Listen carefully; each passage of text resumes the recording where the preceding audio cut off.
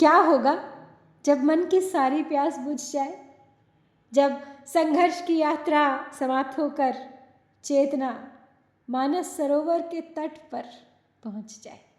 पिछले भाग में हमने देखा था कि श्रद्धा की करुणा ने संसार की ज्वालाओं को शीतल कर दिया है। जहाँ कभी दावानल धधक रहा था, वहाँ अब हरियाली लौट आई है।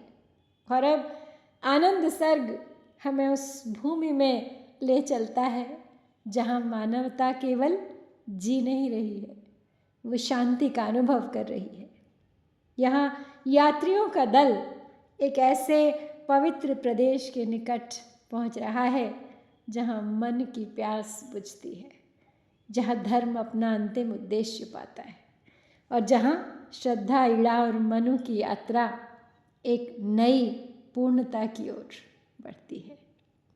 गिर निर्झर चले उछलते, छाई फिर हरियाली, सूखे तरु कुछ मुस्काए, फूटी पल्लव में लाली। वे युगल वहीं अब बैठे, संस्कृति की सेवा करते, संतोष और सुख देकर सबकी दुख ज्वाला हरते। आज आनंद सर्ग के दूसरे भाग में जो पद हम पढ़ने वाले हैं वो हमें इस दिव्य अवस्था की और भी गहराई तक ले जाएंगे, जहाँ प्रारंभिक सर्गों का संघर्ष, संशय और द्वंद्व सब पूरी तरह विलीन हो चुका है। अब हमारे सामने एक ऐसे समरस और संतुलित जीवन का चित्र उभरने वाला है जो श्रद्धा के प्रेम से पोषित है, इड़ा की बुद्धि से संचालित है और मनु की आत्मानुभूति से पवित्र बना है।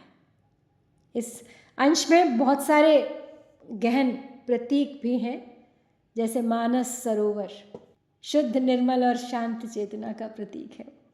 फिर है धर्म वृषभ, वो धर्म का प्रतिनिधि बैल, वो कर्तव्य जो अपना उद्देश्य पूर्ण कर अब विश्राम की अवस्था में पहुंच चुका है।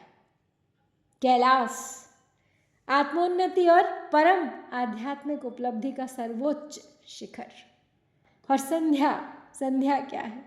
सीमित से असीम की ओर, देह से दिव्यता की ओर होने वाला संक्रमण।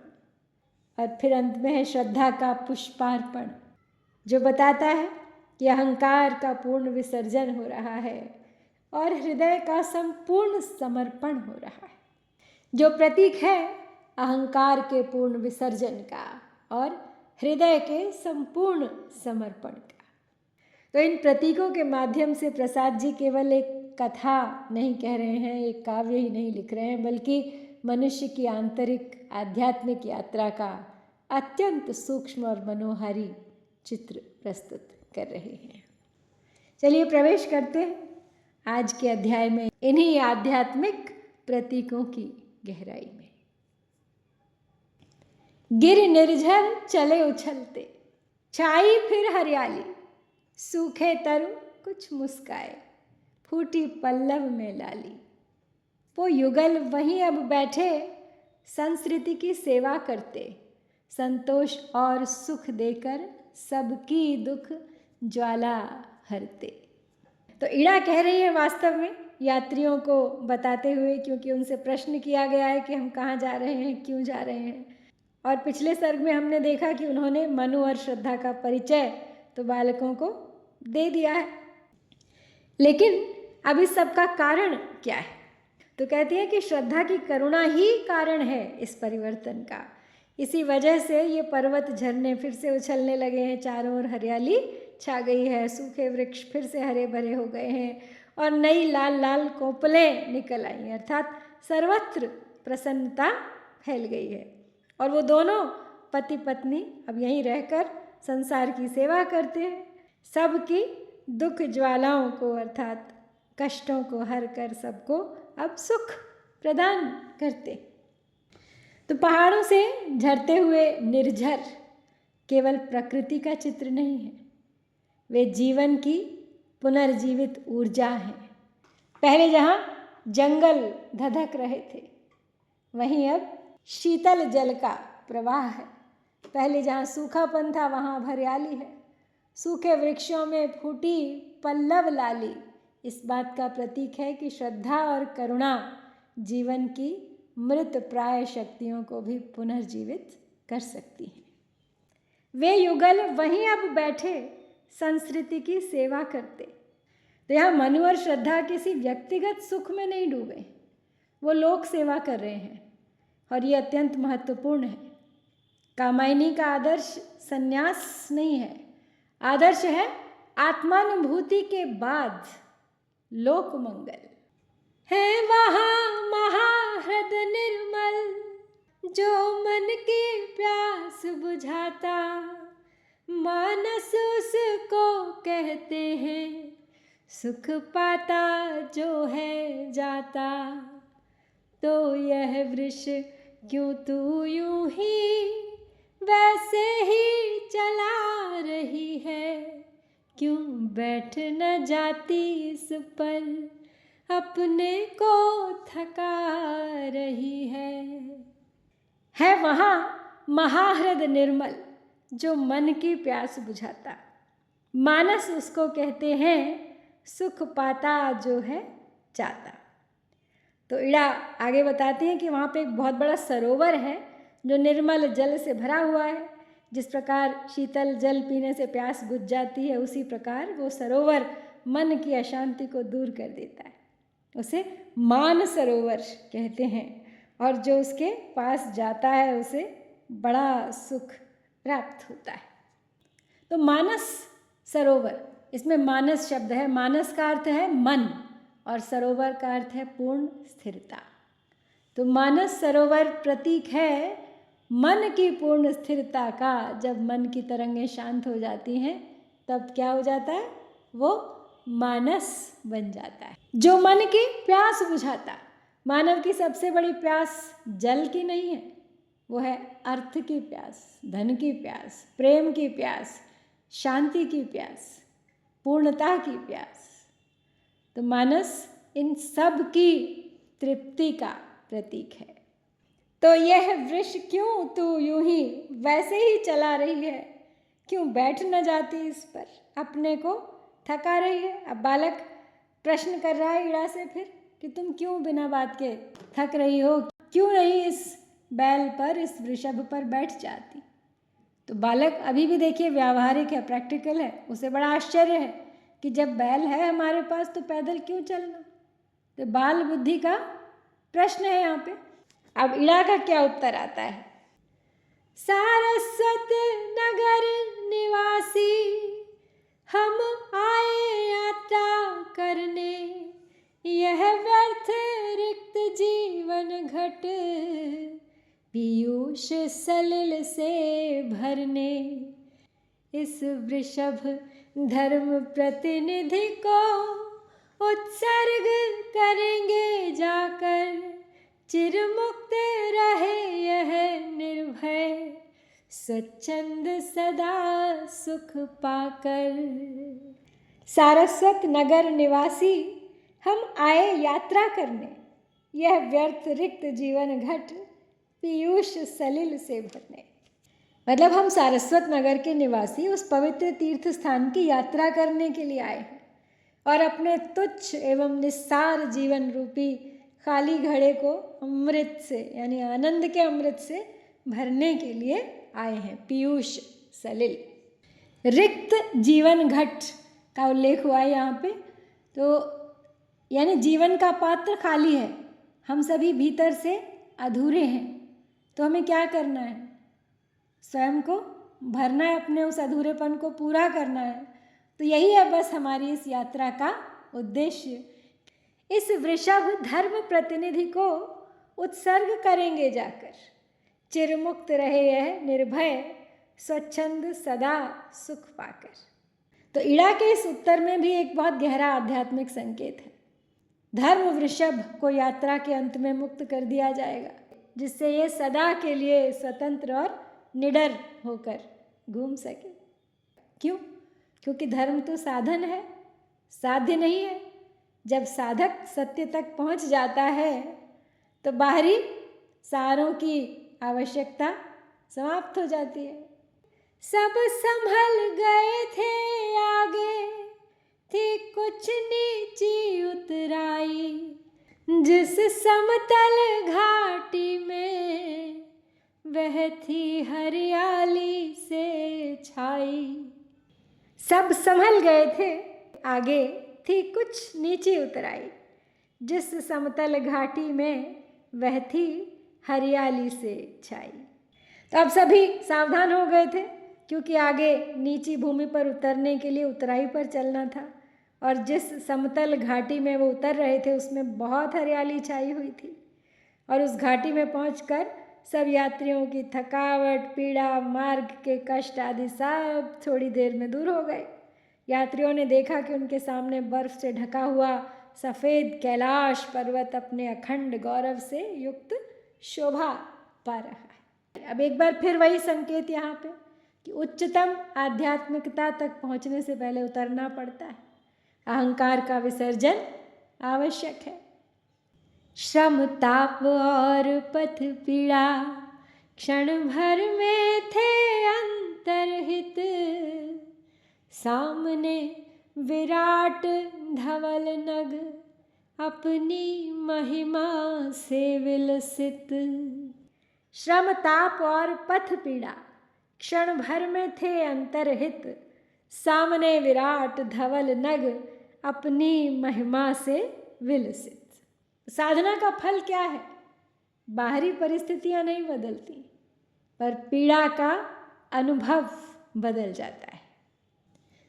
उसकी तलहटी मनोहर श्यामल तृण विरुथ वाली, नव कुंज गुहागृह सुंदर हृदय से भर रही निराली।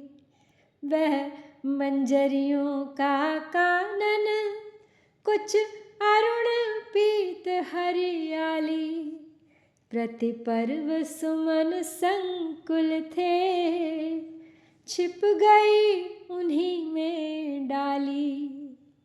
उसकी तलहटी मनोहर श्यामल तृण विरुध वाली, नवकुंज गुहागृह सुंदर हृदय से भर रही निराली। वह मंजरियों का कानन कुछ अरुण पीत हरियाली, प्रति पर्व सुमन संकुल थे छिप गई उन्हीं में डाली। तो कैलाश पर्वत की यह समतल घाटी पेड़ पौधों और लताओं से हरी भरी होने के कारण बहुत सुंदर दिखाई दे रही थी। यहाँ पर नवीन कुंज और कंदराओं में बनी हुई सुंदर गुफाओं और घरों तथा मानसरोवर के कारण इनकी शोभा बहुत ही निराली थी। इस वन में नवीन कोपलों के बीच मंजरियाँ सुशोभित थीं, जिससे वन का वो भाग बहुत लालिमा और पीलापन लिए हुए था। वहाँ पे लताएं पूर्ण रूप से फूलों से लदी हुई थी, अर्थात वहाँ का प्रत्येक भाग फूलों से लदा होने के कारण लताएं छिप सी गई थी। तो यहाँ पे घाटी का वर्णन है। अब पहुँच गए हैं सारस्वत नगर निवासी वहाँ पर और आनंद उठा रहे हैं उस प्रकृति का। लेकिन आध्यात्मिक दृष्टिकोण से अगर देखेंगे तो ये घाटी का वर्णन प्रकृति का चित्र मात्र नहीं है, ये तो अंतःकरण की स्थिति है। हरियाली जीवन है, नवकुंज नई संभावनाएं हैं जीवन में आने वाली, गुहा अंतर मन है और हृदय नदी नाल उस अंतर मन को प्रदान करने वाली शांति का प्रतीक है। मंजरियों का कानन ये चेतना की पुष्पित अवस्था है। हमारी चेतना जाग रही है, नई मंजरियाँ नए पुष्प उसमें उठने का खिलने का प्रयास कर रहे हैं, जन्म ले रहे हैं।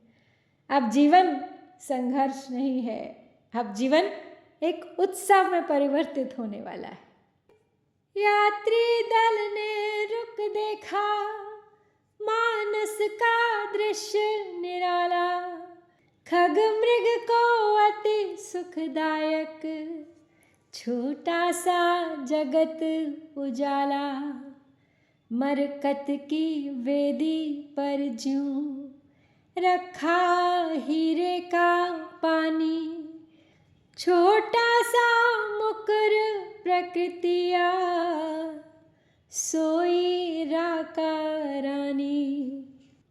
यात्री दल ने रुक देखा, मानस का दृश्य निराला, खग मृग को अति सुखदायक, छोटा सा जगत उजाला। मरकत की वेदी पर ज्यों रखा हीरे का पानी, छोटा सा मुकुट प्रकृति का, या सोई राका रानी। तो कैलाश पर्वत की उस घाटी में रुककर यात्रियों के दल ने मानसरोवर का बड़ा ही विलक्षण वो दृश्य देखा। वो निर्मल जल से भरा हुआ होने के कारण पशु और पक्षियों के लिए अत्यंत सुखदायक था। वो एक छोटा सा प्रकाशपूर्ण संसार सा दिखाई पड़ता था। ये ऐसा प्रतीत होता था मानो उस सरोवर के रूप में पूर्णिमा रानी खुद आकर सो रही हो। उस हरियाली के बीच मानसरोवर का स्वच्छ पानी ऐसा प्रतीत होता था जैसे मरकत मणि की बनी हुई वेदी पर हीरे का पानी रखा हुआ हो, या प्रकृति देवी के मुख देखने के लिए एक छोटा सा दर्पण रखा हुआ हो। तो मानस का ये प्रथम दर्शन है सारस्वत नगर निवासियों को जो मिला है, और ये आनंद सर्ग के सबसे सुंदर दृश्यों में, बिंबों में से एक है। मरकत हरित जीवन, हीरा निर्मल चेतना, और मानस जीवन और चेतना का मिलन। सोई राका रानी, राका रात्रि को कहा जाता है, पूर्णिमा के चंद्रमा सी शांति। ये केवल एक निर्मल शांत चांदनी रात की बात नहीं है, ये मानसिक समत्व की अवस्था का प्रतीक है। दिन कर गिर के पीछे अब हिम कर था चढ़ा गगन में, कैलाश प्रदोष प्रभा में स्थिर बैठा किसी लगन में। संध्या समीप आई थी उस सर के वलकल वसना, तारों से अलग गुंथी थी पहने कदम्ब की रचना। अब इस समय सूर्य कैलाश पर्वत के पीछे छिप गया था और चंद्रमा निकल आया था। संध्या की उस आभा में कैलाश पर्वत ऐसे लगता था मानो कोई योगी ध्यान में लीन अविचल होकर बैठा। उस तलहटी में संध्या की अरुण आभा चारों ओर फैल गई थी। उस समय ऐसे लगता था मानो संध्या रूपी सुंदरी वृक्षों की छाल के गेरुए रंग के वस्त्र पहनकर मानसरोवर के निकट आई हो। आकाश में तारे चमक रहे थे जो ऐसे प्रतीत होते थे मानो इस संध्या सुंदरी की वेणी तारागणों से गुंथी हुई हो, और वहाँ पर फैली हुई कदम्ब के पेड़ों की कतारें फूलों से लदी होने के कारण ऐसी लगती थी जैसे वो संध्या रूपी सुंदरी की करधनी हो। कैलाश का प्रदोष काल। तो कैलाश यहाँ केवल शिव का निवास नहीं है, यहाँ पे कैलाश है मानव चेतना की सर्वोच्च अवस्था। और संध्या का आगमन, संध्या दो अवस्थाओं के मिलन का समय होता है, सीमित और असीम का संगम होता है संध्या। तारों से अलग गुंथी थी, यानी प्रकृति स्वयं एक दैवी नारी बन गई है जिसकी चोटी में गुंथे हुए हैं ये सारे तारे। ये छायावादी सौंदर्य का एक बहुत ही अद्भुत उदाहरण है। खग कुल किलकार रहे थे, कल हंस कर रहे कलरव, किन्नरियां बनी प्रतिध्वनि, लेती थी ताने अभिनव। मनु बैठे ध्यान निरत थे उस निर्मल मानस तट में, सुमनों की अंजलि भरकर श्रद्धा थी खड़ी निकट में। खग कुल किलकार रहे थे, कलहंस कर रहे कलरव, किन्नरियां बनी प्रतिध्वनि, लेती थी ताने अभिनव। मनु बैठे ध्यान निरत थे, उस निर्मल मानस तट में सुमनों की अंजलि भरकर श्रद्धा थी खड़ी निकट में। तो समय संध्या सुंदरी को मान सरोवर के समीप आई हुई देखकर पक्षियों का समूह चहचहा रहा था। सरोवर में रहने वाले राजहंस मधुर कलरव कर रहे थे। इस चहचहाहट और कलरव के स्वर पर्वत से टकराकर जो प्रतिध्वनियां उत्पन्न करते थे, वो ऐसी लगती थी मानो किन्नरियां नई नई तानों में गा रही हों। और उसी मान सरोवर के निकट मनु ध्यान में लीन होकर बैठे हुए थे और श्रद्धा अपनी अंजलि में फूलों को लिए हुए खड़ी थी। यहाँ पे खग और कलहंस पक्षियों का वर्णन किया है। संध्या के समय कलरव करते हुए अपने घरों की ओर लौट चलते। तो संपूर्ण प्रकृति इस समय आनंद में सहभागी है, चाहे वो नदियाँ हों, चाहे वो पशु पक्षी हों, चाहे वो पर्वत हो, स्वयं कैलाश और मानसरोवर। तो ये केवल मनुष्य का उत्सव नहीं, ये तो विश्व समरसता का उत्सव है, जिसका दृश्य यहाँ पर प्रस्तुत किया है प्रसाद जी ने। मनु ध्यान मग्न है, तो मनु अब संघर्षरत व्यक्ति नहीं रहे। पहले वो साधक बने और अब साधक से वो सिद्ध बने बैठे हैं। और श्रद्धा की अंजलि प्रतीक है समर्पण की। श्रद्धा अभी भी विनम्र है, बस यही उसकी महानता है और यही कारण है इस प्रकृति के महान परिवर्तन का, मनु में परिवर्तन का। श्रद्धा ने सुमन बिखेरा, शत शत मधुपों का गुंजन, भर उठा मनोहर नभ में, मनु तन्मय बैठे उन्मन। पहचान लिया था सबने, फिर कैसे अब वे रुकते, वह देव द्वंद्व द्युतिमय था, फिर क्यों ना प्रणति में झुकते।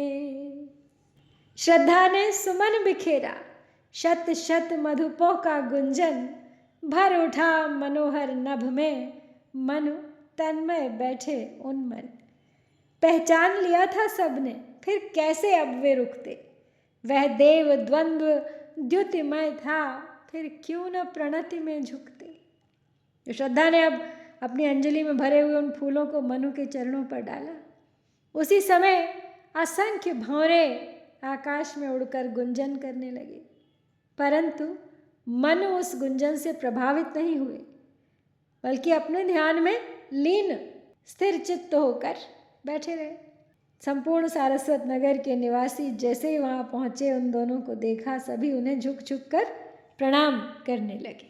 उनको देखते ही पहचान लिया था कि यही वो देव दंपति हैं जिनके दर्शन के लिए हम आए हैं। फिर भला वो उनके पास आने से कैसे रुक सकते थे। उन देव दंपति का अर्थात श्रद्धा और मनु का मुख तपस्या के प्रभाव के कारण आलोकित हो रहा था, तो फिर भला वो उनको दंडवत करने के लिए क्यों ना झुकते, वो अपने आप को कैसे रोक सकते थे। तो यहाँ पे पुष्प वर्षा, श्रद्धा ने जो अपनी अंजलियों में लिए हुए पुष्प मनु के चरणों में बिखेरे, वो प्रेम और कृतज्ञता का, समर्पण का प्रतीक है। और मधुपों का गुंजन, भंवरों का गुंजन, ये है प्रकृति की स्वीकृति। प्रकृति ने भी हामी भर दी है, मानो संपूर्ण सृष्टि इस मिलन का उत्सव मना रही है। वह देव द्वंद्व द्युतिमय था। तो मनु और श्रद्धा केवल मनुष्य नहीं थे, वो द्युतिमान आदर्श बन चुके थे। सारस्वत नगरवासियों के लिए वो किसी देवी या देव से कम नहीं थे। तब वृषभ सोमवाही भी अपनी घंटा ध्वनि करता, बढ़ चला इड़ा के पीछे, मानव भी था डग भरता। हाँ, इड़ा आज भूली थी, पर क्षमा न चाह रही थी, वह दृश्य देखने को निज दृग युगल सराह रही थी। तब वृषभ सोमवाही भी अपनी घंटा ध्वनि करता बढ़ चला इड़ा के पीछे, मानव भी था डग भरता। हाँ, इड़ा आज भूली थी पर क्षमा न चाह रही थी। वह दृश्य देखने को निज दृग युगल सराह रही थी। तब सोमलताओं को लाद के चलने वाला वो धर्म का प्रतिनिधि बैल, वो भी अपने गले में पड़ी हुई घंटी की ध्वनि करता हुआ वहाँ आ पहुँचा था। और मानव भी इड़ा के पीछे पीछे जल्दी जल्दी चलता हुआ वहाँ पहुँच रहा था। हाँ, एक बात और भी कि इड़ा यहाँ आकर अपने पराये का सब भेदभाव भूल गई थी, परंतु उस भूल के लिए वो मनु और श्रद्धा से क्षमा नहीं मांगना चाहती थी। इड़ा ने जब मनु और श्रद्धा के पारस्परिक प्रेम और तपस्या के स्वरूप को देखा तो वो इस दृश्य को देखने के लिए अपने नेत्रों को बार बार धन्य समझ रही थी। तो वृषभ का आगे बढ़ना ये भी अपने आप में एक प्रतीक है। धर्म अपनी अंतिम यात्रा पर है और इस महोत्सव का वो स्वयं सहभागी भी है। और इड़ा का परिवर्तन ये भी बहुत ही अत्यंत महत्वपूर्ण क्षण है। कभी इड़ा श्रद्धा की प्रतिद्वंद्वी प्रतीत होती थी, लेकिन अब ऐसी कोई बात नहीं। यद्यपि वो क्षमा नहीं मांगना चाहती है, लेकिन मन ही मन अपने भाग्य को सराह रही है कि उनकी आंखों को ये दृश्य देखने को मिला। हाँ, इड़ा आज भूली थी, मतलब ये आत्मविस्मृति है। ईर्ष्या का लोप समाप्त हो गई है, उनके भीतर की ईर्ष्या, उनके अहम का विसर्जन हो गया है। ज्ञान का श्रद्धा के समक्ष विनम्र हो जाना, इससे बड़ी बात क्या हो सकती। तो आज के इन 10 पदों का मूल संदेश है कि जब श्रद्धा, ज्ञान और धर्म एक हो जाते हैं तब जीवन मानस सरोवर बन जाता है, और तब संघर्ष सेवा बन जाता है, ज्ञान विनम्रता बन जाता है, धर्म स्वतंत्रता बन जाता है और जीवन आनंद बन जाता है। आज आनंद सर के इस भाग में हमने मानस सरोवर का प्रथम दर्शन किया। हमने देखा कि करुणा से सिंचित जीवन में सूखे वृक्ष भी फिर हरे हो उठते हैं। हमने देखा कि धर्म का अंतिम उद्देश्य बंधन नहीं, मुक्ति है। और हमने देखा कि ज्ञान विनम्र होकर श्रद्धा के साथ चलने लगता है, तब मानव जीवन में समरसता जन्म लेती है। शायद इसी कारण आनंद कोई बाहरी उपलब्धि नहीं है। आनंद वह अवस्था है जहाँ मन मानस बन जाता है और जीवन स्वयं एक तीर्थ बन जाता है। तो विचार कीजिए, धर्म का अंतिम लक्ष्य क्या है? जहाँ ज्ञान झुके श्रद्धा के आगे और जन्म ले आनंद, बुझ जाए जीवन की सारी प्यास। तो आज आपको यहाँ इसी विचार के साथ छोड़ती हूँ। शीघ्र लौटूंगी अगले सप्ताह अगला भाग लेकर। प्रतीक्षा कीजिएगा और बने रहिए इस यात्रा में मेरे साथ अंत तक। जय शंकर, जय भारत।